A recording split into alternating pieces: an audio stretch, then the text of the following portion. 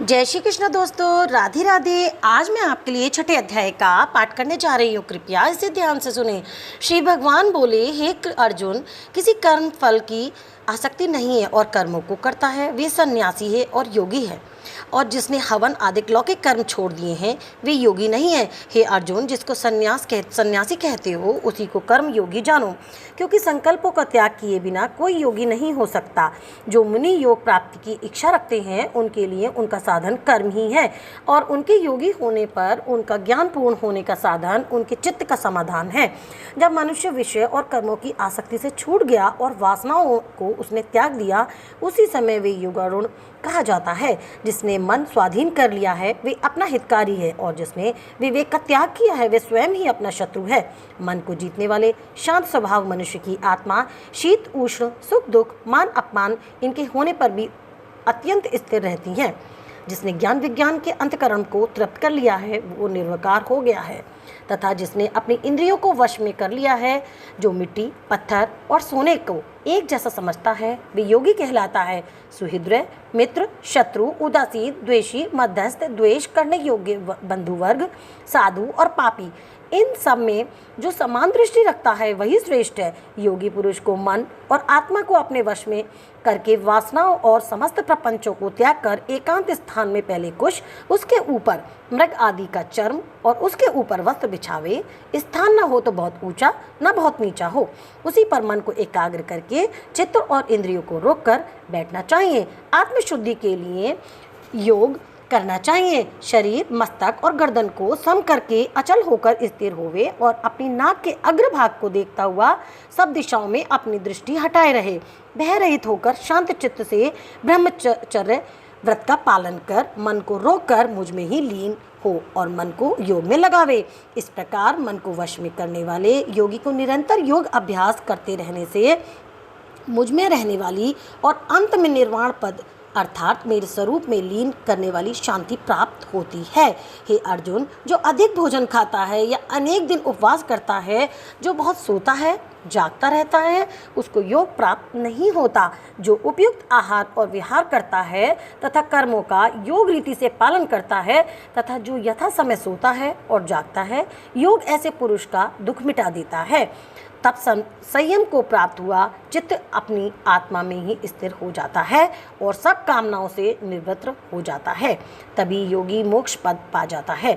जिस प्रकार योगी अपने चित्त को निश्चल रखकर उसका संयम करता है और अंतःकरण की समाधि लगाता है, जिस जिस अवस्था में योग अभ्यास के कारण चित्त का वेग रुककर विषयों से पृथक होने लगता है और जब शुद्ध अंतःकरण में आत्मा को ही देखकर आत्मा से ही संतुष्ट होता है, जिस अवस्था में वे अत्यंत सुख जो इंद्रियों द्वारा जाना नहीं जा सकता वरन केवल बुद्धि से जाना जाता है अनुभव करता है। और जब वे योगी आत्मस्वरूप में स्थित हो उसमें विचलित ना हो, जिस अवस्था को पाकर फिर और कोई बड़ा भारी दुख उसे वहाँ से चलायमान नहीं कर सकता, इस अवस्था को दुख संयोग वियोग कारक योग नामक जानना हो, सो योग निर्विकल्प चित्त से निश्चय करके ही करना चाहिए। संकल्प से उत्पन्न होने वाली समस्त कामनाओं को त्याग कर और मन में सकल इंद्रियों को चारों ओर से रोककर धैर्य के साथ बुद्धि को अपने अधीन कर धीरे धीरे विषयों से दूर हटे और भली भांति मन को आत्मा में स्थिर करके किसी पदार्थ की चिंता ना करे। वे चंचल और अस्थिर मन जिधर जिधर जाए उधर उधर से उसको हटाकर आत्मा के वश में करना चाहिए। इस प्रकार शांत चित्त तथा रजोगुण से रहित निष्पाप तथा ब्रह्म स्वरूप योगी को उत्तम सुख प्राप्त होता है। इस रीति से निरंतर योग अभ्यास करने वाला योगी समस्त पापों से छूटकर सहजी उस परम सुख को पा लेता है जो ब्रह्म के संयोग से प्राप्त होता है। जिसका मन योग में स्थिर हो गया उसकी दृष्टि भी सर्वत्र समान हो जाती है। वे सब प्राणियों को अपने में और अपने में सब प्राणियों को देखता है।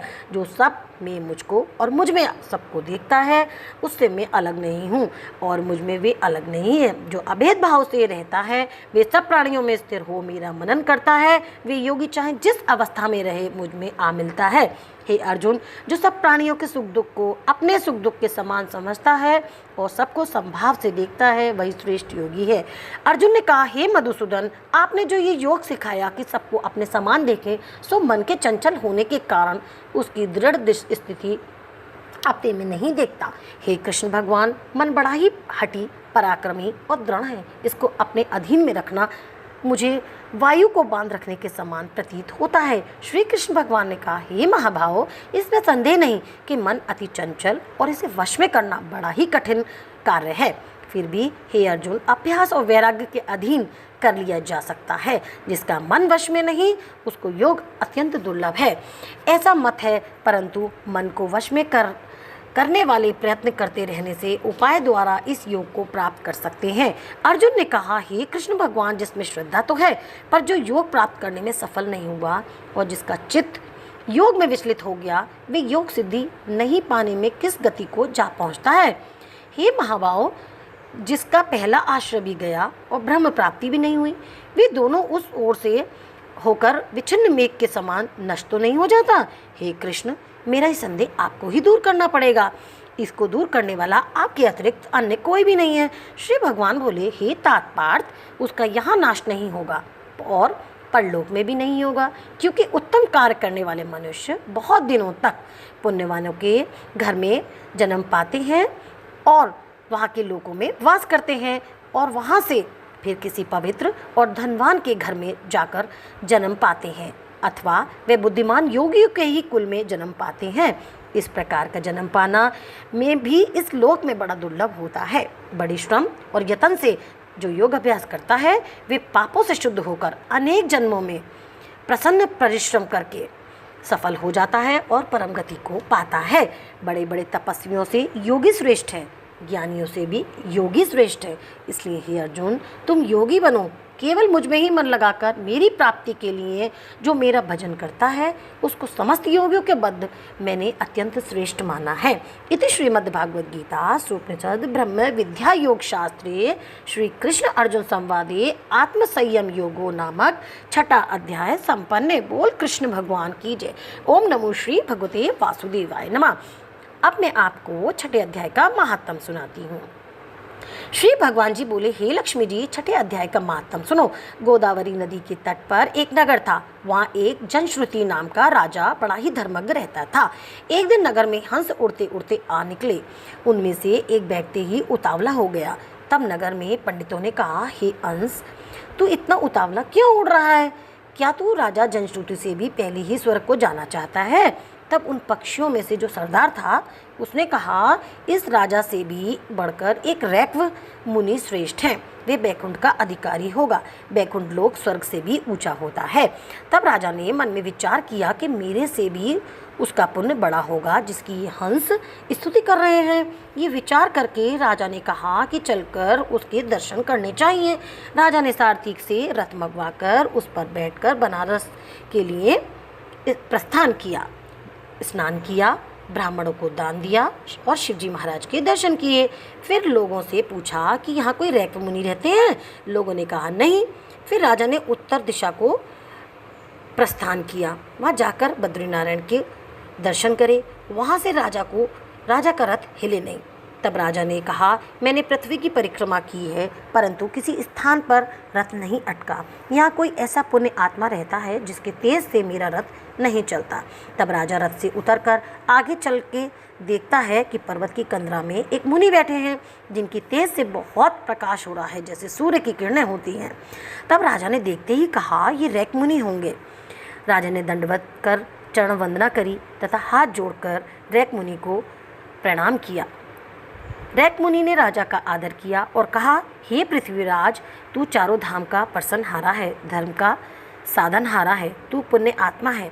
तब राजा ने मुनि से कहा कि आपका तेज ऐसा किसके बल से है? तब मुनि ने कहा, हे राजन, मैं नित्य प्रति गीता जी के 6ठे अध्याय का पाठ किया करता हूँ। इस कंदरा में उसी का प्रकाश है। ये सुनकर राजा ने अपने पुत्र को बुलाकर कहा, हे पुत्र, आज से तू राज्य कर। अब मैं तीर्थों को जाता हूँ। इतना कहकर राजा ने राज्य त्याग दिया और रैक मुनि के साथ में गीता जी के 6ठे अध्याय का पाठ करना आरंभ कर दिया। तब वे राजा भी पाठ करने लगा और एक दिन प्राणायाम करके दोनों ने अपनी देह त्याग दी। स्वर्ग से विमान आए और उस पर बैठकर बैकुंठ धाम को गए। बोल कृष्ण भगवान की जय। ओम नमो श्री भगवते वासुदेवाय नमः। हे भगवान, इस 6ठे अध्याय का फल जो कोई सुने उसको मिले। जय श्री कृष्ण दोस्तों। राधे राधे।